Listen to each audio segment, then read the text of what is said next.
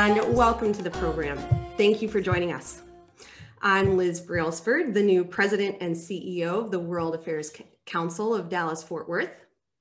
If you tuned in for Tuesday's program, you'll know how thrilled I am to be joining this council team, and I'm greatly looking forward to meeting all of you in person when it's safe to do so. Our program tonight is part of the 2021 Baylor Global Business Forum and features Paul Krugman, Nobel Prize-winning economist and New York Times columnist, in conversation with Austan Goolsby, professor of economics at the University of Chicago. I look forward to listening to these brilliant economic minds break down our most pressing policy issues and discuss Krugman's book, Arguing with Zombies: Economics, Politics, and the Fight for a Better Future. Please remember to purchase a copy of Arguing with Zombies, now out in paper book. What you see behind me is actually the hard copy book, and what you see on screen is the paperback copy. Our audience receives a 10% discount from our partners at Interrobang Books in the online store by using the code dfwworld. And remember, that discount code is good for anything in your shopping cart, not just Arguing with Zombies. We have a full schedule of virtual programs, so remember to check out our website at dfwworld.org for newly scheduled events. The next program in the Baylor Global Business Forum series will take place on Thursday, March 11th at 6 p.m. Central, which will be Turning Point: Policymaking in the Era of International Intelligence, and we will have Daryl West, Vice President and Director of Governance Studies at the Brookings Institution. And now join me in recognizing Baylor University for its continued partnership and support of this series. Here is Steve Gardner, Professor and Director of the McBride Center for International Business at Baylor, who will introduce our guests. Thank you once again. Thank you, Liz. And let me just say, this is our first Baylor event with Liz, and so I want to welcome her to the World Affairs Council, to this relationship with Baylor. Some of you already know that Liz moved recently to Dallas from Washington, D.C., where previously she was Chief Operating Officer for the World Affairs Council of America, the umbrella group that the Dallas World Affairs Council is affiliated with. And so she came with a wealth of experience, of international experience in the public and private not-for-profit sectors. And so those of us who've had relationships with the World Affairs Council for more than 30 years are happy to know that it continues to be in really good hands. Also, Liz mentioned that our next session will be the one with Daryl West. Those of you who were signed up for the session with Ayman al-Safadi, the foreign minister of Jordan, should note that the schedule has shifted on that one. So he will now be coming on March 17. There was a change in the foreign minister's travel schedule that made it necessary to reschedule that one. So if you've already registered, you shouldn't have to make any changes. Just take note of the change in date. And so that one's at 10 o'clock in the morning, where the session with Daryl West about artificial intelligence will be at the same time at 6 o'clock in the evening. Well, so without any further ado, these are two people who really require no introduction. They're both very well known to the national audience and to the people who would be in participation here. Paul Krugman has been mentioned. He's a distinguished professor at City University of New York in the graduate program there. Also a professor emeritus of Princeton University, author of 50 or more books, author or editor of those, plus hundreds of academic articles. Well known to the general audience because of his plain-spoken and sometimes slightly controversial articles in the New York Times. He early in his career was, as an economist, I noticed these things. He was he was recognized with the John Bates Clark Award in economics, which is the award given to an economist under the age of 40 who's made the most important recent contribution in the field. Then in 2008, he was the sole recipient of the Nobel Memorial Prize in economics for his contributions, primarily, among other things, to international trade theory. So we're just pleased and honored to have Paul Krugman with us tonight. He'll be in conversation with Austan Goolsby, who is also a familiar name in this country now. He's, as you can see on the wall behind him, a faculty member of the Booth Business School at the University of Chicago, but also served as chairman of the President's Council of Economic Advisors during the Obama days. What the audience here might be interested to know is that Austan was born in Waco, Texas. Both of his parents and many of his relatives attended Baylor. What I haven't had a chance to talk to Austan about is that I've also seen that his parents played an important role back in the early 60s in bringing about racial integration in Waco, Texas. And so it was just, as they say, the acorn did not fall very far from the tree in terms of the service that he's provided. So with just that, I want to welcome Paul Krugman, Austan Goolsby, and all of you who are here this evening for what I know will be a really interesting conversation. Thank you all for being here. It's a great pleasure to be here. Professor Gardner took stole my line. I was going to say my mom met my dad as students at Baylor, my Uncle Kirby, my Uncle Bob, my Aunt Trina, my Aunt Dinah all went to Baylor. I got two cousins went to Baylor, and I was born at Hillcrest Baptist Hospital. So none of you is going to out Waco me. But it is still a great personal pleasure for me to ask Paul Krugman questions. When I was a starving graduate student, I arrived at MIT, and the person that gave me my first job as a student was a young professor named Paul Krugman. And he has gone on to greater things in both academics and politics. And his new book just came out in paperback and is about economics, politics, and the fight for the future. So Paul, start us off. Let's think about economics. Is the economy going well? The GDP growth is forecast to be some large number that we haven't seen in decades, and we're coming back from this shock? Or is the economy bad and requires big relief packages and things like that? Where do you come down? The answer to the question is actually yes. I mean, where we are now is still quite miserable. I mean, it's not a conventional recession. We're still a very much pandemic depressed economy with a lot of people out of work because it's not safe to do a lot of things. So we're still very much depressed, and we will be in that situation for a number of months yet. You know, the vaccinations are accelerating. We have hopes that we'll be able to start living something like our old lives late this year, but it's not going to be anytime, it's not going to be right away. In the meantime, many people have no jobs, no incomes. Many businesses have no business. Lots of state and local governments are in deep financial straits.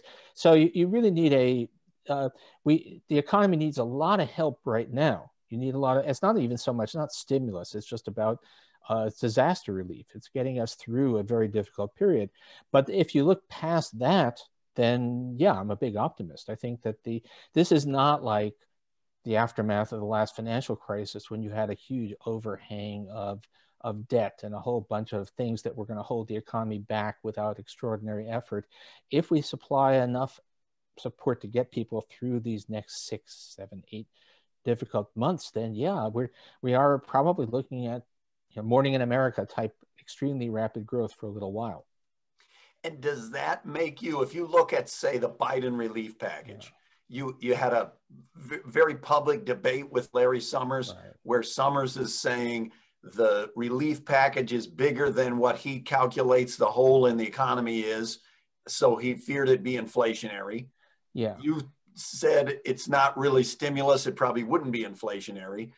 Would your view change if the relief package turned into something permanent?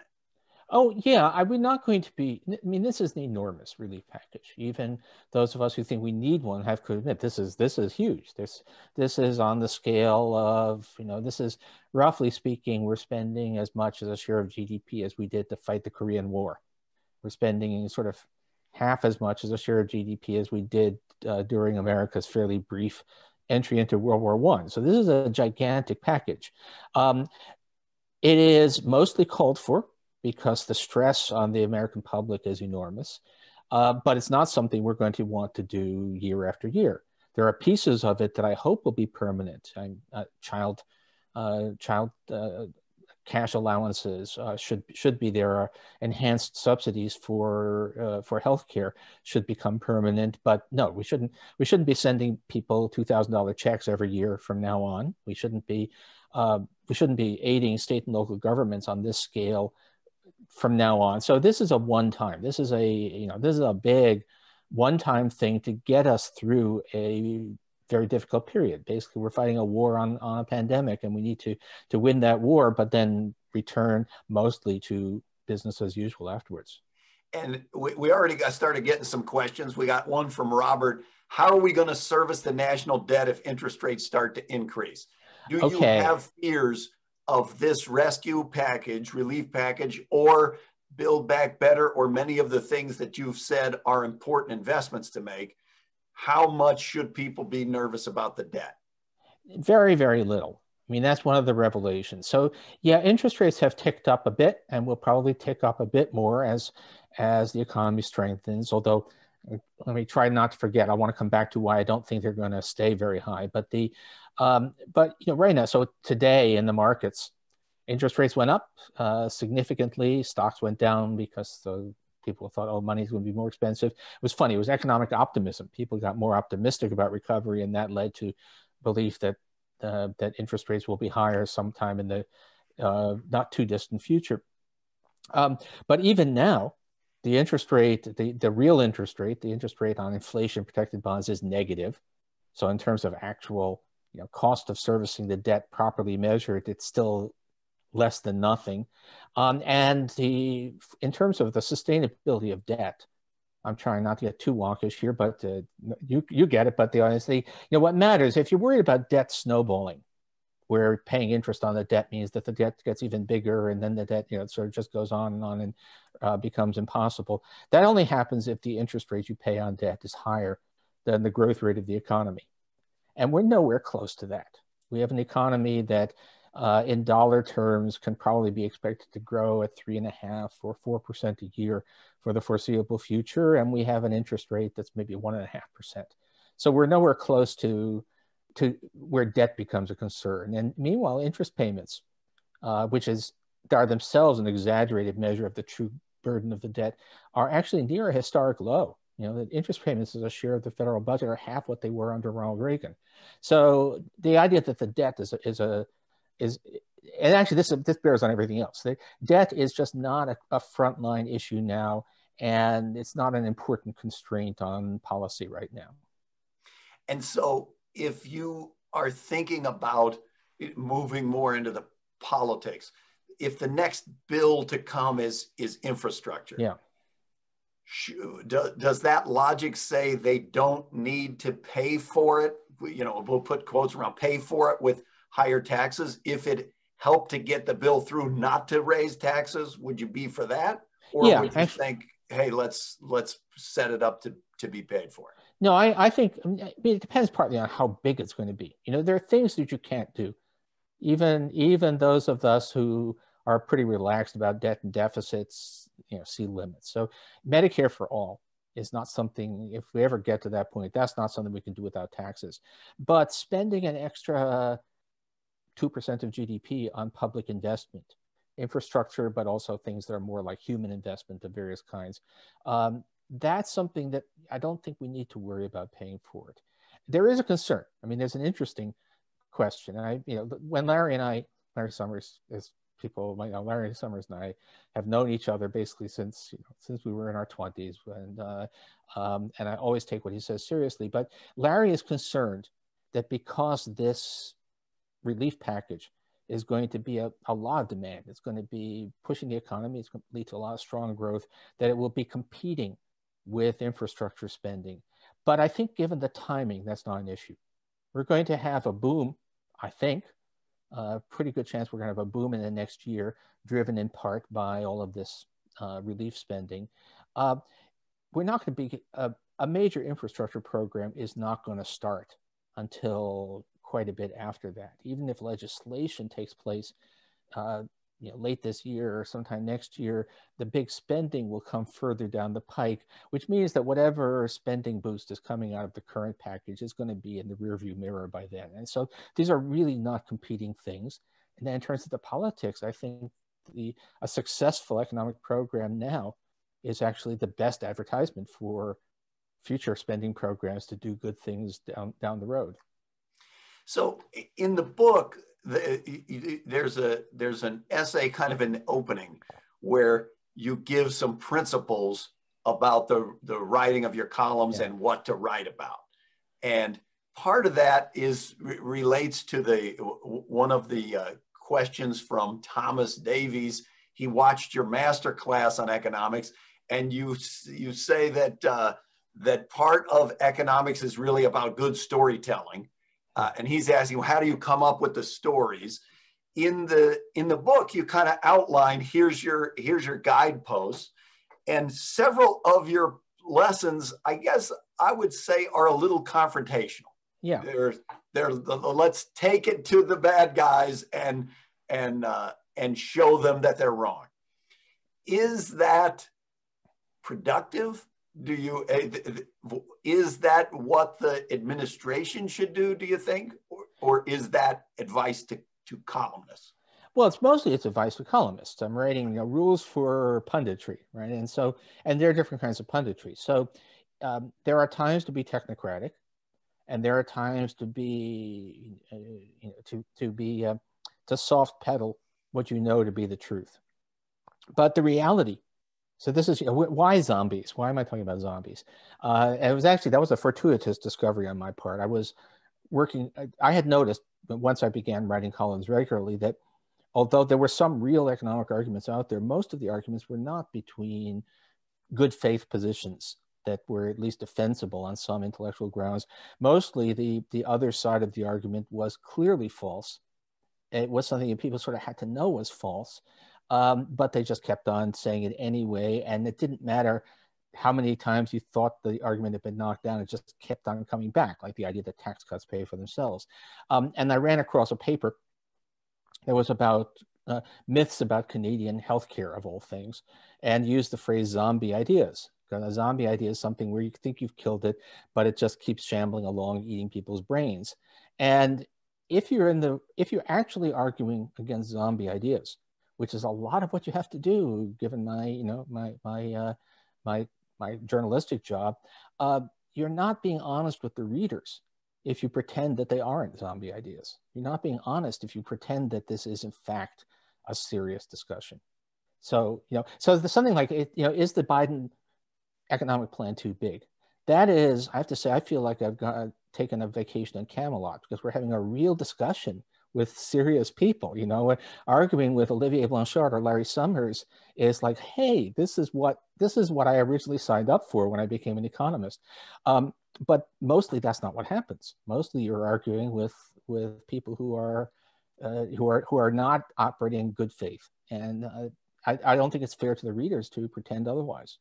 So in that kind of political environment, we got some questions, and one of the sections of the book is about taxes, and do tax cuts pay for themselves, which the evidence says they do not. What would you do now for tax policy? Does it mean that we should raise rates, broaden the base, go back after corporations, after high income people? Would you wait until the economy is better in some sense before doing that? How do you think about that? I mean, I would want to raise top end taxes of various kinds. I mean, and there are, you want to raise, it's pretty clear that taxes on people of, high income people, even on myself, are too low.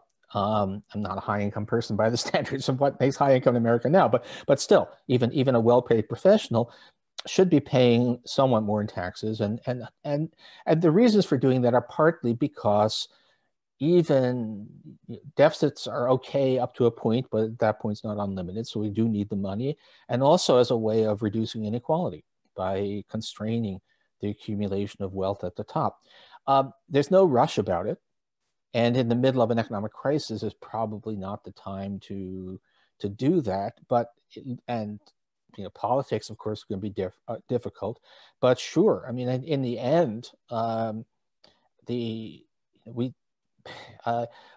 this country has done fine under top tax rates as high as 90% under that raving socialist Dwight Eisenhower. Now, I'm not really advocating that because I think the tax evasion becomes too big an issue at those levels, but higher than where we are now makes extremely good sense. And there are real technical issues involving wealth taxation, things like that, but something like that, something that constrains great wealth, is also clearly a good idea, although the mechanics need to be thought through very carefully.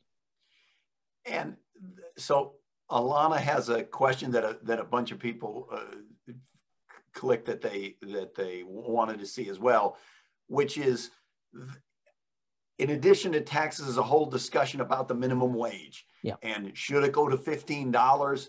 If it went to $15, should that be true everywhere in the country? Should they do that now? What's your view of the national minimum wage conversation? Yeah, minimum wages.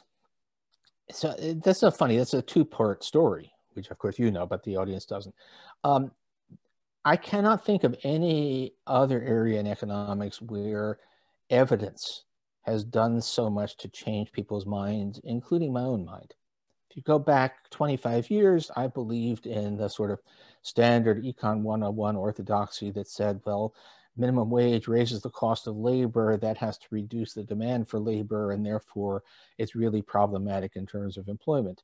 But it turns out, pioneering work by Card and Kruger, and then much more work since then, we get a lot of natural experiments because every state, well, not every state, many states have their own minimum wage, considerably higher than the national minimum wage, and we get to see what happens when a state raises its minimum wage and neighboring states do not. And so we get a lot more clean evidence on what minimum wages do than you do on most things in economics. And the evidence clearly says that the effects on employment are minimal, and that therefore there's a lot to be said for a higher minimum wage. It does raise people's incomes, it reduces poverty, it has a kind of cascading effect. It's not just the people receiving the minimum who gain, but people who are making somewhat more than it also gain.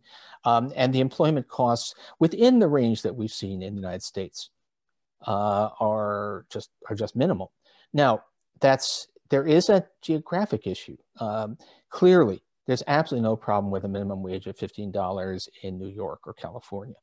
There's becomes more of an issue in Mississippi or Alabama, and a national minimum wage of $15. It's not unreasonable to have to worry a little bit about employment effects.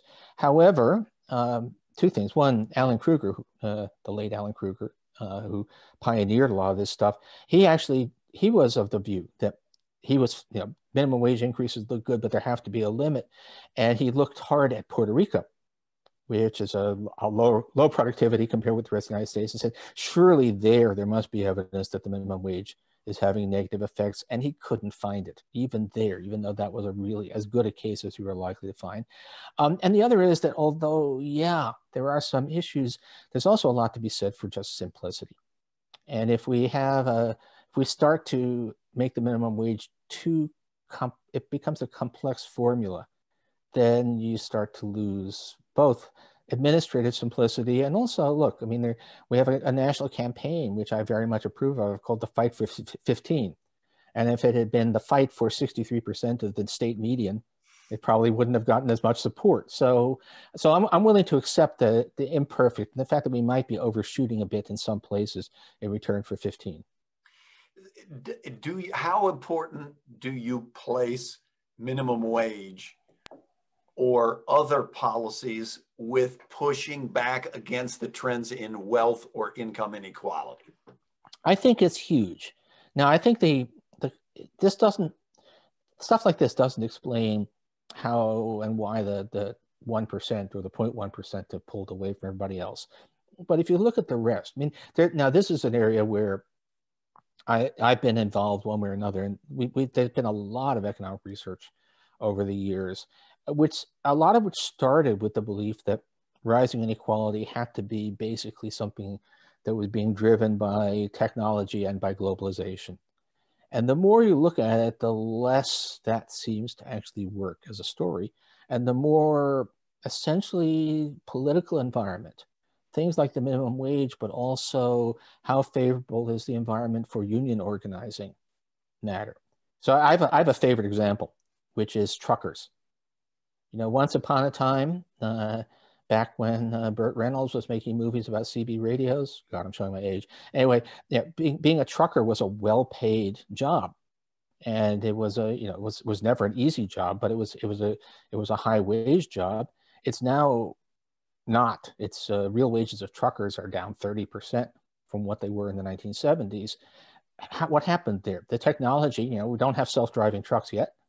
We don't have globalized trucks. You can't have your truck can't be driven from China. What happened was that changes in regulation and the collapse of unionization led to a drastic fall in the bargaining power of workers in that sector. And that's an extreme case, but something like that is a very big part of the story. If you ask what happened to that relatively equal society that I grew up in, the biggest thing probably is political changes undermine the bargaining power of workers.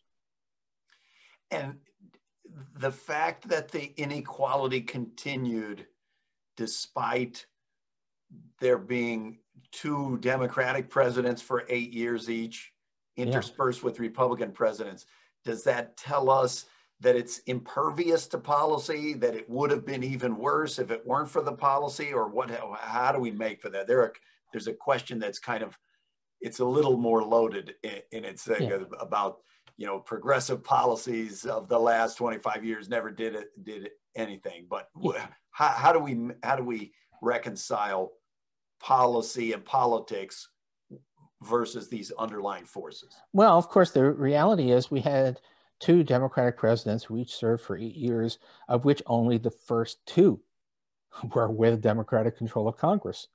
So the real question is, were Bill Clinton's first 2 years and Barack Obama's first 2 years enough to make a really big dent in the problem? The answer is, well, you know, that's not a lot of time.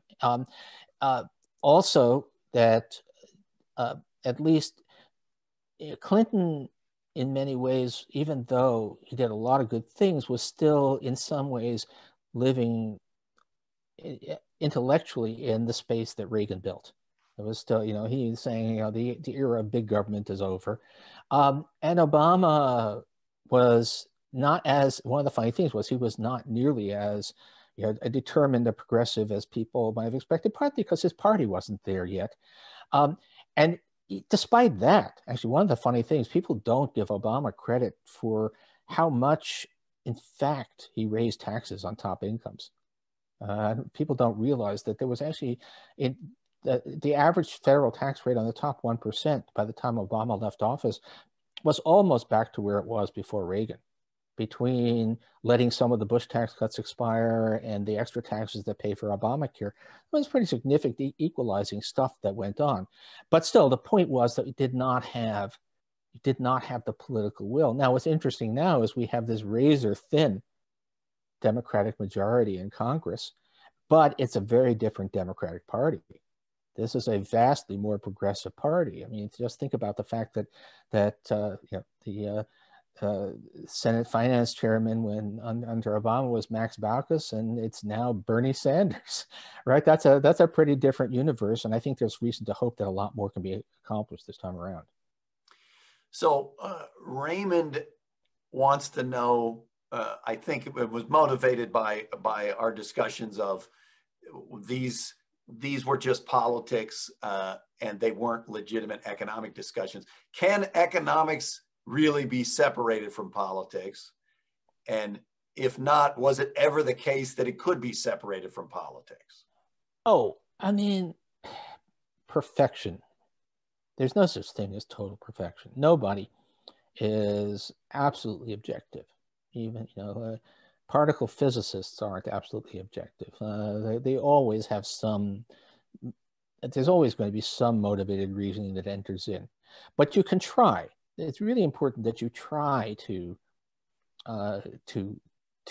not go for things just because you want them to be true.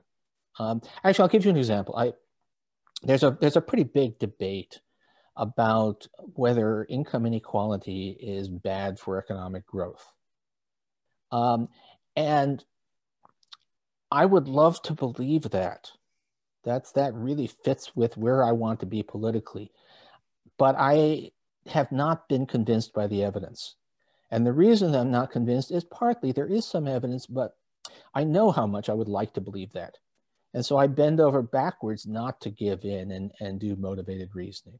Once in a while, I fall into that trap of motivated reasoning. We all do, but you have to make an effort. So the question is, no, is there such a thing as a pure economics that's completely divorced from politics? No, of course not. But there is a big difference between economists or any kind of researchers who try to say, okay, what is really happening, as opposed to what would I like to believe is happening. Okay, let's shift to second category from the book, which is about international trade. And it's one that you've done lots of research on, you've opined on the politics of, and we've just gone through an unusual period where we threatened and enacted trade wars, we put in place tariffs. One of the audience asked the question, what's the role of tariffs in the modern global economy? Let's broaden it. What do you make? What should we think about the last 4 years? Did the trade wars, did we accomplish anything with the trade wars? Were they destructive? Were they irrelevant? Where does the world trade system stand, and where does the US stand in it?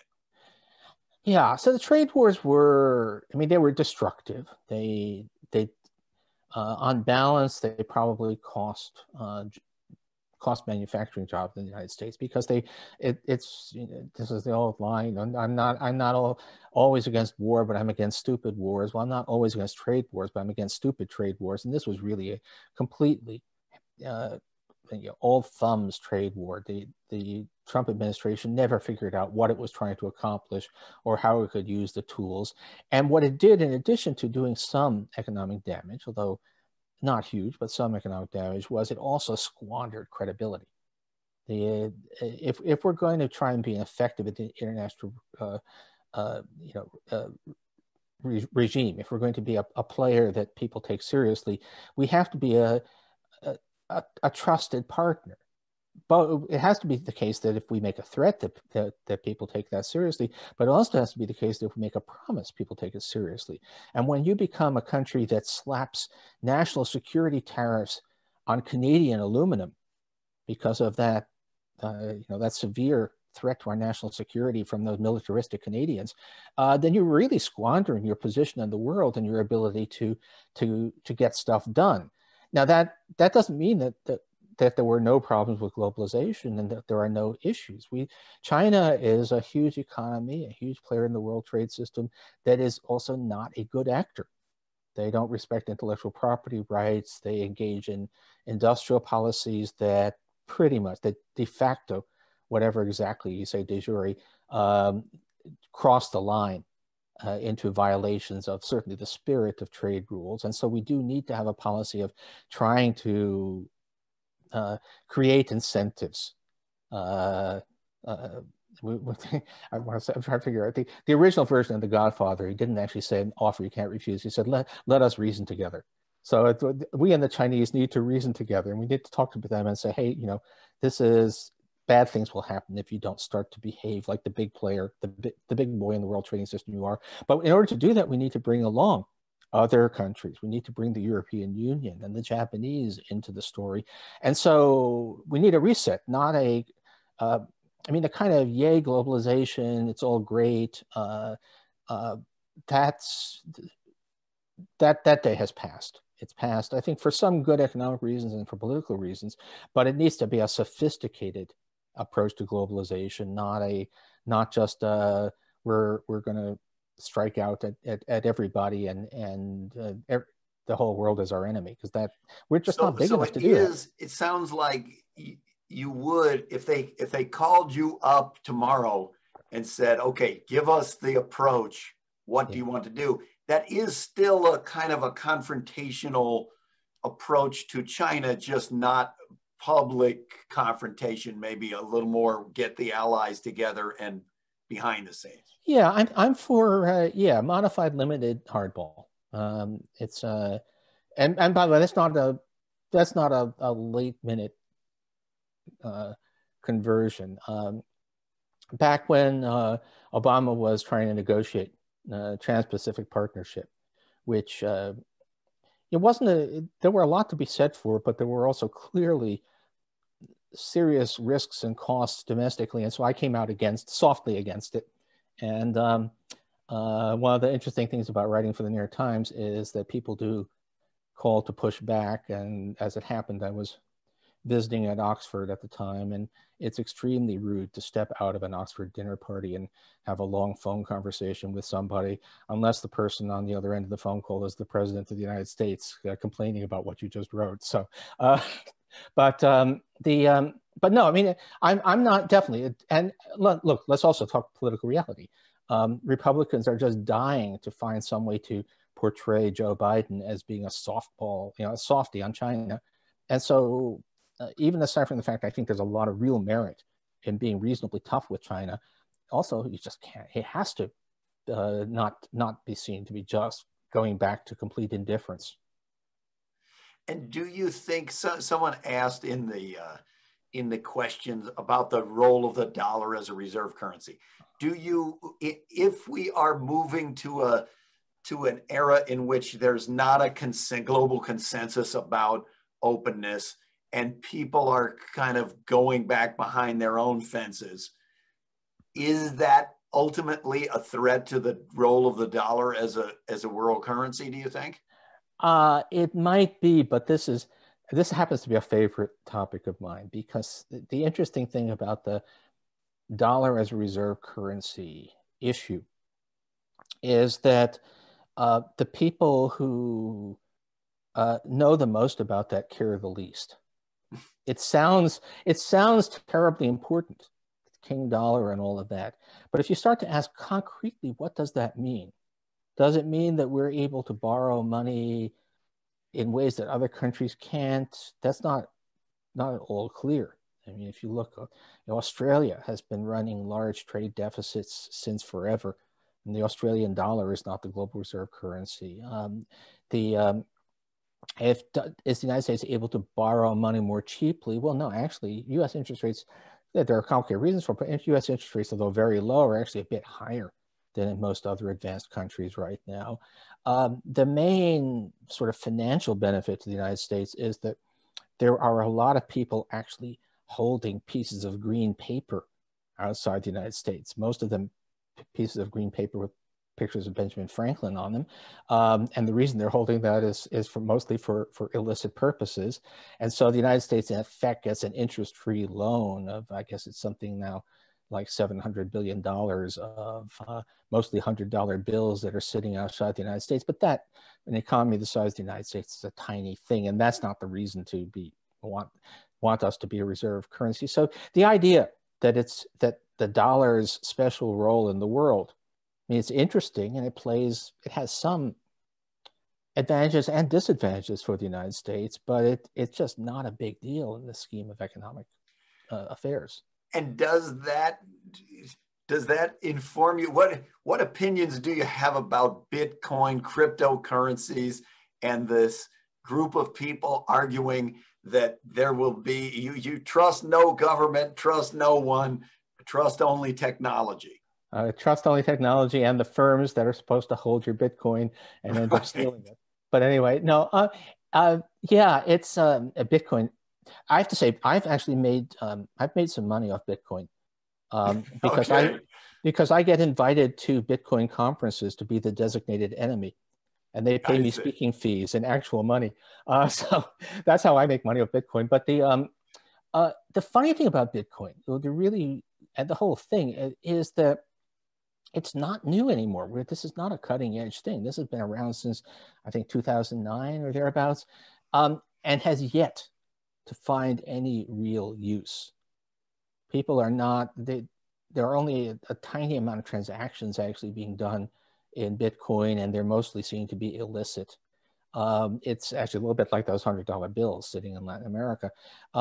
And it's not, not making even a fingernail's worth of difference to the role of, actual currency as money. But it just hangs in there because people believe in it. And it's, it's this this ideological, this combination of, as I say, techno-babble and libertarian derp that supports it. And I don't know. I mean, it's amazing that it just keeps on hanging in there, even though no one really seems to be able to find a use for it. One of the lines I saw, that's not original, was that this whole business with GameStop, the big problem GameStop had is that there's an actual business there. And so people could look at the actual business and say, this stock can't possibly be worth that much. Whereas since Bitcoin has no actual use, there was nothing to tether the value, so it can go wherever. And so then take a step back. What do you make, or what should we all make about the apparent radical divergence between the stock market and the real economy? That we could have a day when they announce the economy lost 21 million jobs in a single month, and the stock market went up on that day. And the continued unbelievable valuations, when there were definitely moments over the last 12 months when it did not seem as optimistic as it does now. Yeah. What do we think of it? So my view is a stock is a claim on the future earnings of a company. Future earnings reaching, some years into the future, because you expect companies to be in existence for quite a while, and particularly if you're looking at something like a tech stock, a lot of what you expect is profits that will be made some years down the way when the technology is really matured. So current economic conditions really shouldn't have very much bearing at all if you think they're temporary. So if we're in the midst of a pandemic that has deeply depressed the economy for a year and a half, that really shouldn't matter that much for a company whose value depends on its expected earnings over the next 30 years. And then it's always, of course, the question on what those earnings are worth is always compared to what. And the alternative is buying a bond. And if interest rates are really low, then you kind of expect that the values of stocks that are based primarily on earnings that we expect to take place after the pandemic is long behind us should, if anything, rise when the economy is depressed and interest rates are down. And actually, as it happens today, we kind of saw that story in reverse. Interest rates went up on, as far as we can tell, on economic optimism. People got psyched that we really are going to have a boom. And so they think the Fed's going to raise rates sooner than it would have otherwise. So long-term interest rates ticked up some, and the stock market fell. Good news, good news for the economy was bad news for the stock market, which is not crazy when you think about it.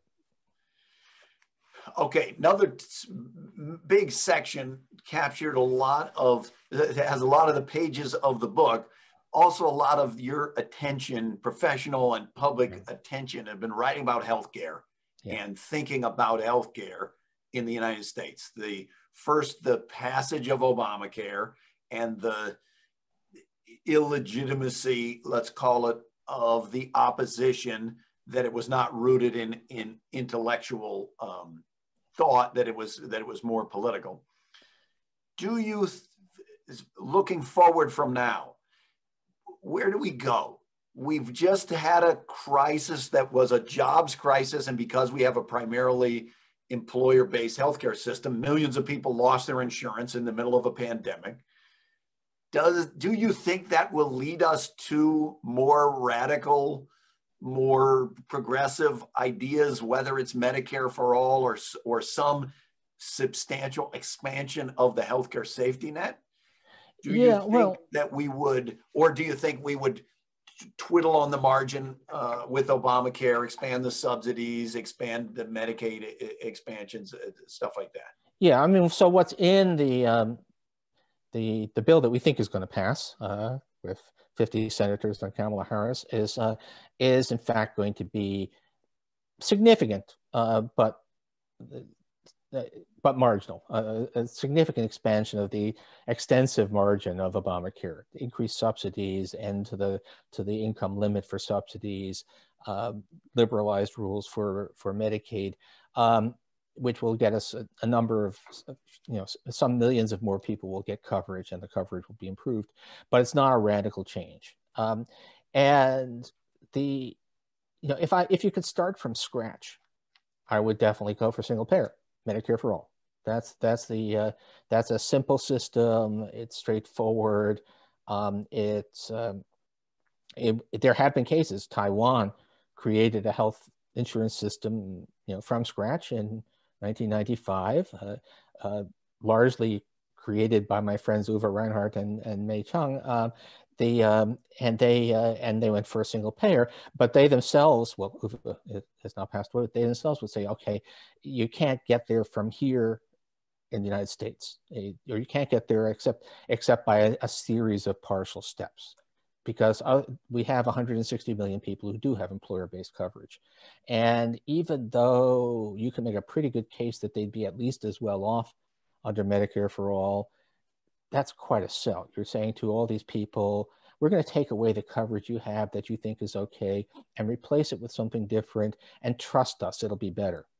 That's sort of not the way politics works. So you can inch up on it. You can lower the Medicare age. You can create a public option, and as more and more people start using the public option, you're sort of by stealth in a way, and the insurance companies know what's happening, but still you can sort of work your way towards a single payer system. But you do it, and by the way, Obamacare was a huge safety net during this. Millions of people lost jobs, and there was some decline in health insurance coverage, but not nearly as bad as it might have been, because thank God we had the ACA. This is one of those cases where the ideal is the enemy of trying to get stuff done. You look across every other country, every other advanced country does have some form of universal health coverage. The interesting thing is they do it in lots of different ways. There are decentralized subsidy and regulation systems that look a lot like Obamacare. There are single payer systems like Canada. There are, or the one that every American over 65 lives under. There are actual socialized medicine like the British National Health Service, and they all work. All of them, if you want to make sure that everybody's covered, you can do it. It's probably cheapest if you do it British style with an NHS. It's next cheapest if you do it with single payer. It's more expensive if you try to have a multi-payer system, but all of them are workable, and we can do this. Okay, last subject area that I want us to talk about from your book, and motivated by the experience in Texas of just the last couple of weeks, is energy, is climate, and maybe the politics of this issue. You've got some people saying, the problem was we've got too much renewable energy and that's not reliable. And you got others saying the problem was we had too much deregulation and that's why it was not reliable. What do you think? What's your take on what happened? Okay. B, do you think it motivates some movement on energy and climate? Yeah, the whole renewable thing is, we're witnessing the birth of a new zombie here, right? There's absolutely nothing to support the idea that renewable energy was the problem. Yeah, some wind turbines froze because they weren't winterized, but lots of stuff froze. And in fact, the core of the problem seems to have been mostly gas-fired plants and the pipelines that service them. So it really had nothing to do with renewables. And there probably see there are pictures of our Antarctic research station, which is powered in part by wind turbines. So if it works in Antarctica, certainly it could have worked in West Texas if people had taken suitable precautions. Deregulation. Now, you don't necessarily have to have a completely publicly owned or extremely heavily regulated energy sector. But what we learned, we should have learned from this horrible period in Texas, is that the regulation has to be a lot more substantial than what Texas was doing. You need to impose precautionary stuff. You need to require that there be reserve capacity, which companies don't have the incentive to do on their own. You need to, Texas had a big disruptive freeze in 2011. There were many recommendations that there should be increased winterization of the power grid, which were ignored. The companies didn't want to do it because it would cost them money, and the regulators didn't regulate. And so you need to actually do that. So no, let me be fair. If you're going to have an extreme weather event, there are going to be disruptions. I'm currently sitting in Princeton, New Jersey, and we went through, a 12-day power loss after a hurricane here.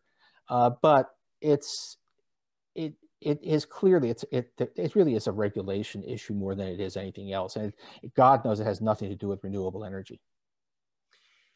Okay, we're coming to the end of our time, but there are a couple of questions here from the audience. One, they're tracking you, they're following you. Caroline says this morning on Fox 4, you talked about the zombie belief of the magic of the marketplace. Yeah. Could you elaborate on what that belief entails? Okay, so Adam Smith famously talked about the invisible hand of the marketplace, directing people usually to do good things, even if they weren't intending to be good. And sometimes that works, but it requires a bunch of conditions. So the idea that you could just say, we're going to have a market in power, and it'll be unregulated on terms of prices, and don't worry about it. The private sector will make all the precautions to be ready for the next ice storm. Well, that turns out not to be right. And it turns out to be not to be right for a bunch of reasons. Among other things, the fact that if prices spike during a storm and people start facing multi-$1,000 utility bills, that's just not acceptable. If the working of the marketplace requires that, if it inspires Ted Cruz to start fulminating about the evil of profiteering during a crisis, that tells you the market doesn't work. So markets are great as long as you know when to stop. So it's the belief that the market always gets it right, and that you never have to ask, okay, will it work under these circumstances? That's the belief in the magic of the marketplace. And I guess the next highest one is, which emerging market economy do you see making the greatest advancements over the next 5 years? Ye gods, I have no idea. I mean, China is of course is a gigantic powerhouse, and every time people think that the Chinese have reached some kind of limit, they blow right past it. So there's that, but there's just a lot of, what I would say is a better question. Different question. I think it's worth looking at the success stories that people don't know about. There are a lot of countries out there that are still desperately poor, but are far better off than they used to be. If I wanted to point to a huge success of globalization, I often talk about places like Bangladesh, who, nobody thinks of Bangladesh as a role model, but Bangladesh is a place that literally was on the edge of subsistence. It was a Malthusian economy where people starved when the harvest was bad. And now it's about 4 times as rich as it was then. And it's, it's a sweatshop economy. As somebody said, it's not a banana republic, it's a pajama republic. It's basically selling apparel to the world. But it has meant that a huge population has come off the bottom. They're not, there's still a horrible standard of living by our standards, but that's progress. In a total change of topic, what is your opinion on Biden's plan to forgive student loans? Do you think this will help struggling individuals gain financial footing, or does it not make much of a difference? No, I'm for it, and I'm for a bigger number. I'm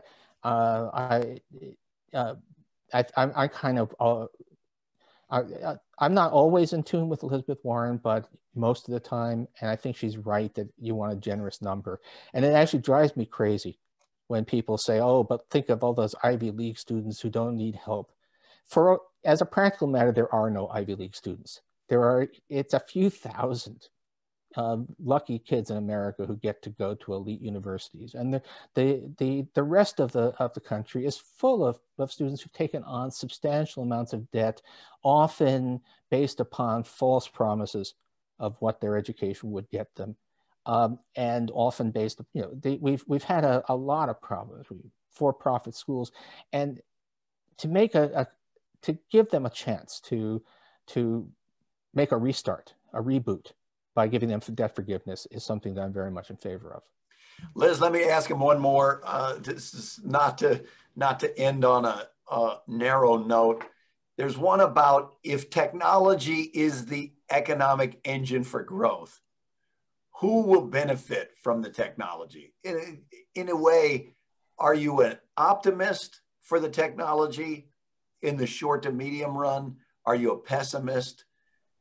Oh, I'm mostly an optimist. I think we think of IT, and that's been, and IT has some ambiguities, even though we wouldn't be able to do what we're doing right now without it. But there's lots of other stuff. I mean, the progress in renewable energy is miraculous, and if you take the very long view, technology has been an enormous boon for all of us. And so I think that technology will do great stuff for all of us until then Skynet kills all of us. But that's a further down the pike.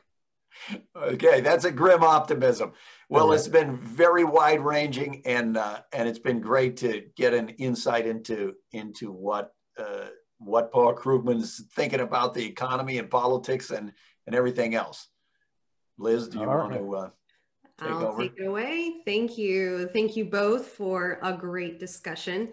Way to go on making economics incredibly interesting and an engaging conversation. So thank you. And again, I'd like to remind our viewers to pick up a copy of Paul's book, Arguing with Zombies: Economics, Politics, and the Fight for a Better Future, at Interabang Books. Use code dfwworld for 10% off your online purchase.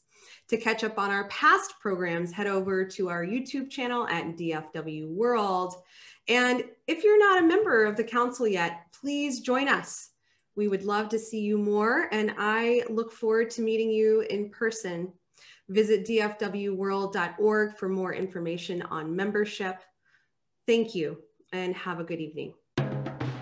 All the